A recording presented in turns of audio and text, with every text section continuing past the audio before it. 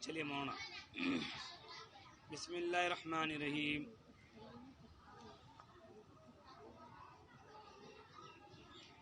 وعن سفیان کیوں بھائی؟ لفظ سفیان کیا ہے؟ یہ غیر منصرف ہے، اور غیر منصرف کا اعراب کیا ہے؟ حالت رفیع میں ضمہ، نصب جری میں فتح، اس لیے عن سفیان. وعن سفیان بن عبد اللہ الثقفی، حضرت سفیان ابن عبداللہ ثقفی سے منقول ہے. قال انہوں نے بیان فرمایا، قلت میں کہاں سے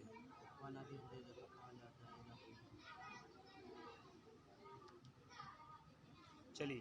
وعن ابی ہریرہ، حضرت ابو ہریرہ رضی اللہ تعالیٰ عنہ سے منقول ہے. قال انہوں نے بیان فرمایا کہ اتا اعرابی النبی صلی اللہ علیہ وسلم، کہ ایک اعرابی نبی کریم صلی اللہ تعالی علیہ وسلم کی بارگاہ میں آیا. ایک اعرابی نبی کریم صلی اللہ علیہ وسلم کی بارگاہ میں آیا. فقالت، انہوں نے فرمایا، دلنی علی، دلہ کیا کون سا گائے جی؟ دلہ یدل دلالتن فهو دال، ودلہ یدل دلالتن فهو مدلول، الامر منہ دلہ. دلہ اصل میں ادلل تھا، نصر ینصرو سے دلہ امر کا سگا، صاحب مسخر حاضر کا سگا ہے. تو فقالہ، تو عرابی نے کہا، دلنی علی عمل، اے میرے آقا مجھے ایک ایسی عمر پر رہنمائی فرمائیں کہ اذا عملتہ دخلت الجنہ، کہ جب میں اس کام کو کر لوں تو جنت میں داخل ہو جاؤں. جب اس کام کو کروں تو میں جنت میں داخل ہو جاؤں. تو قال، سرکار نے فرمایا، تعبد اللہ ولا تشرک به شیئا. تعبد اللہ،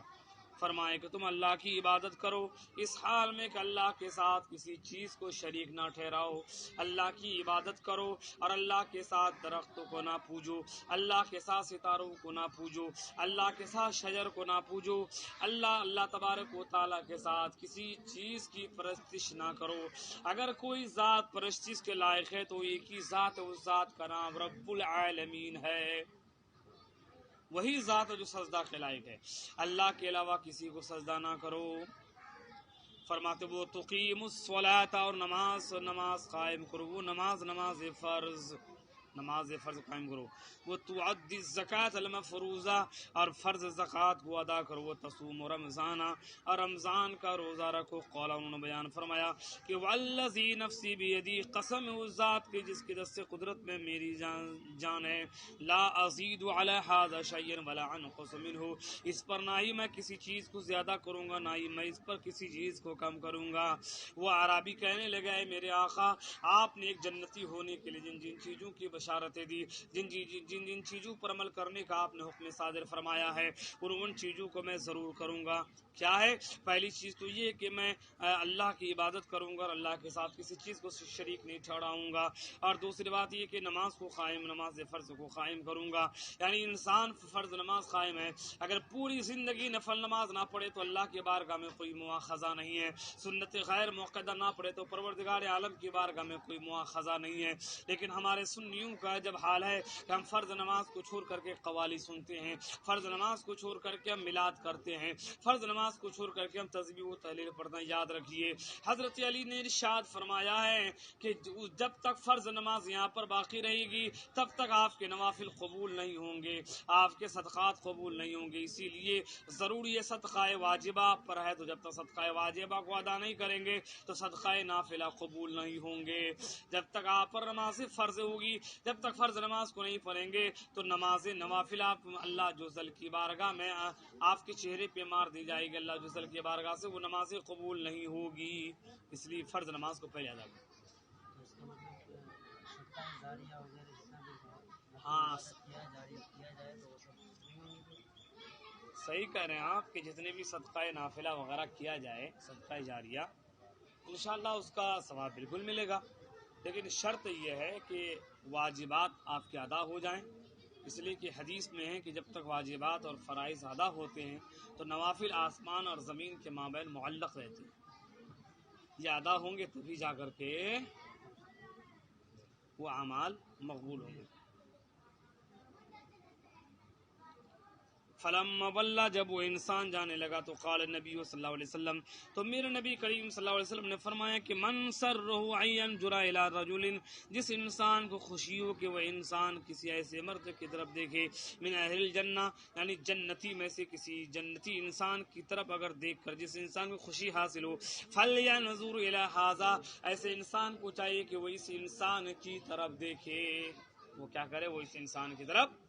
تو پتہ چلا آج کی تاریخ میں بھی اگر کوئی انسان عقائد کی اصلاح کے بعد نماز کے پابند ہے فرض نماز کے پابند ہے رمضان کے روزے رکھنے کے پابند ہے زکاتوں کے پابند ہے عشر نکالنے پر پابند ہے تو سمجھ لو کہ ایسا انسان جنتی انسان ہے ایسا انسان کیا ہے جی جنتی انسان ہے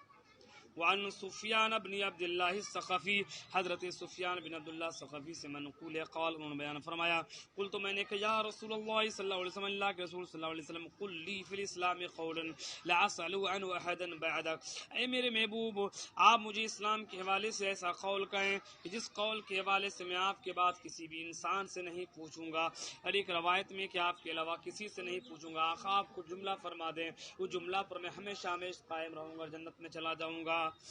تو کیا سرکار نے کیا فرمایا قل تو کہو آمنت باللہ میں نے اللہ پر ایمان لایا واستقیم اور اسی جملہ پر تم قائم رہو اسی جملہ پر اللہ پر ایمان لانے کا مطلب یہ ہے پروردگار عالم نے فرمایا کہ مجھے ایک جانو تو اللہ کو ایک جاننا پڑے گا اللہ کو تمام عیوب سے پاک ماننا پڑے گا اللہ نے فرمایا کہ ہمارے نبی صلی اللہ علیہ وسلم آخری نبی ہیں تو ہمارے نبی کو آخری نبی ماننا پڑے گا اسی طرح سے ہمارے اللہ نے فرمایا کہ نماز قائم کرو تو نماز قائم کرنا پڑے گا روزہ رکھو تو روزہ رکھنا پڑے گا زکوٰۃ دینے کے لیے قرآن نے فرمایا کہ زکوٰۃ دینا پڑے گا اور اللہ قرآن میں ارشاد فرماتا ہے کہ اطیعوا اللہ واطیعوا الرسول اولو الامر منکم یعنی تم جو ہے اللہ کی اطاعت کرو رسولوں کی اطاعت کرو اولو الامر اور منکم اور ان لوگوں میں سے جو امر والے ہیں ان کی اطاعت کرو یعنی مجتہد ان کی اطاعت کرو اسے معلوم ہو گیا ایمان لانے کا مطلب یہ ہوتا ہے کہ اللہ کی بھی اطاعت کرنا ہے اور نبی کی بھی بات کو ماننا ہے اور نبی کی قول فعل تقریر پہ بھی عمل کرنا ہے نبی کی قول فعل تقریر پہ عمل کرنا ہی اللہ تبارک و تعالیٰ کی عبادت ہے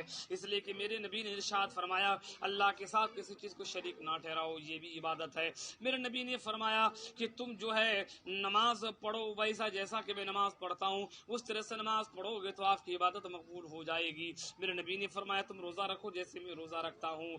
یعنی فرائض روزہ تو ویسے رکھو گے تو آپ کی عبادت قبول ہو جائے گی تو میرے نبی فرماتے ہیں کہ تم اللہ کی عبادت کرو اللہ تبارک و تعالیٰ کی عبادت کرو اللہ کی عبادت کرو گے تو میری آنکھیں ٹھنڈی ہو جائے گی میرے دل میں سرور پیدا ہو جائے گا اور اللہ کے علاوہ کسی کے سامنے سجدہ کو مت جھکاؤ اور اللہ کے علاوہ کسی کے سامنے اگر سر جھکانے کی اجازت ہوتی تو میں عورتوں کو اجازت دیتا کہ عورتیں اپنے شوہر کے سامنے سجدہ کرے لیکن کسی کو بھی اللہ کے علاوہ کسی کے سامنے سر جھکانے کی اجازت نہیں ہے تو آج کل ہمارے مزاروں میں اگر کوئی عورتیں اپنے سروں کو جھکاتی ہے تو شریعت میں یہ گناہ ہے اگر کوئی جاہل گنوار آ کر کے مزاروں میں اگر مزاروں میں اگر آ کر کے اگر کوئی جاہل گنوار اگر جاہل گنوار آ کر کے اگر کوئی وہاں ہے دکان ہم بدل دیے اس میں تو کہنے کا مطلب یہ ہوتا ہے کہ کوئی بھی جاہل گوار آ کر اگر مان کے چلیے کسی مزار پہ جا کر کے سجدہ کی طرح کرتا ہے تو علماء بالکل سختی سے منع کرے اس لیے کہ اسی فتنہ پیدا ہو رہا ہے اس لیے تو سیدنا سرکار حضور اعلیٰ حضرت نے ارشاد فرمایا ہے مزار کو بھی چھونا منع ہے میرے اعلیٰ حضرت فرماتے ہیں میرے آقا فرماتے ہیں کہ جب کسی مزار صاحب مزار کی بارگاہ میں جاؤ تو 3 ہاتھ دوری پر قائم رہو وہیں سے فاتحہ پڑھ کے آ جاؤ تو میرے اعلیٰ حضرت فرماتے ہیں کہ مزار کو ٹچ بھی مت کرو اس لیے کہ ٹچ کرنا یہ صاحب مزار کی شان کے خلاف ہے لیکن ہمارے جاہل گنوار کچھ ایسے ہوتے ہیں کہ جو سجدے کی طرح سر کو جھکا دیتے ہیں اگر جب وہ سجدے نہیں کرتے چومتے ہیں لیکن دیا بنا وہابیہ کو چونکہ یہ کہنے کا موقع مل جاتا ہے یہ سنی لوگ مزاروں میں سجدہ کرتے جبکہ مزاروں میں سجدہ نہیں کرتے ہیں جبکہ کوئی بھی سنی آدمی سجدہ نہیں کرتا مزار کو چومتا ہے ارے ہم ایسا فعل کیوں کریں کہ جس فعل کی بنیاد پر غیروں کو موقع ملے جہلا کو موقع ملے جاہلوں کو موقع ملے گنواروں کو موقع ملے جاہلوں کو گنواروں کو کیا ملے موقع ملے کب دیا ہے جی ٹھگنا چاہتا ہے, میری دکان کو برباد کرنا چاہتا ہے کیا؟ تو ارے یار تم کیا پیسہ لے کے آئے یار, تو ذرا سا دیکھ کے رکھنا. تو پتہ چلا, معلوم ہو گیا کہ میرے نبی نے ارشاد فرمایا ہے, جاؤ ادا دے والے جائیے آپ لوگ سبزی لیجیے. میرے نبی نے ارشاد فرمایا ہے, اے مولانا کی سبزی لو. میرے نبی نے ارشاد فرمایا ہے, میرے آقا ارشاد فرماتے ہیں, کیا فرماتے ہیں کہ تم ایمان لاؤ اور ایمان پر استقامت رہو. اور میرے اعلیٰ حضرت ارشاد فرماتے ہیں, مزار میں جب جاؤ تو مزار کی 3 ہاتھ کی دوری پہ قائم رہو. کسی عالم کو اجازت نہیں تو جاہل گنوار کو یہ کہاں سے اجازت ملے گی کہ مزار پہ جا کے چمٹ جاتے ہیں, جبکہ جاہل کے اعمال صحیح نہیں ہے. یہ خبثہ نہیں نماز پڑھنے کے عادی ہیں, نہیں روزہ رکھنے کے عادی ہیں. رمضان شریف کا مہینہ ہوتا, پان کھاتے رہتے ہیں, پان چباتے رہتے ہیں. بولو, جو انسان پان چباتے رہے تو کیا صاحب مزار کی بارگاہ میں جائیں گے تو صاحب مزار لاٹھی نہیں ماریں گے؟ کرے نادان, تو میری بارگاہ میں آیا ہے اور تو پروردگار عالم کی حکم پر عمل نہیں کرتا ہے. اسی لیے میرے اعلیٰ حضرت نے بیان فرمایا کہ مزار میں جاؤ تو 3 ہاتھ دوری پر فاتحہ پڑھو, تب تمہیں فیض ملے گا. فرماتے ہیں میرے نبی نے فرمایا کہ تم کہو آمنت باللہ, میں نے اللہ پر ایمان لے کے آیا, ثم مستقیم, پھر تم اسی پر مستقل طور پر قائم رہو. عورتوں کے لیے سخت منع ہے, اور مرد لوگ جو ہیں ان کے لیے وہ 3 ہاتھ کی دوری وہ لازمی ہے.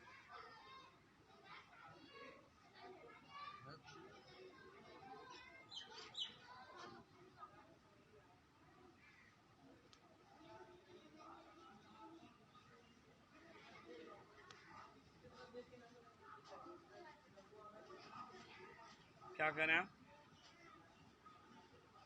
اعلیٰ حضرت جو فرمائے ہیں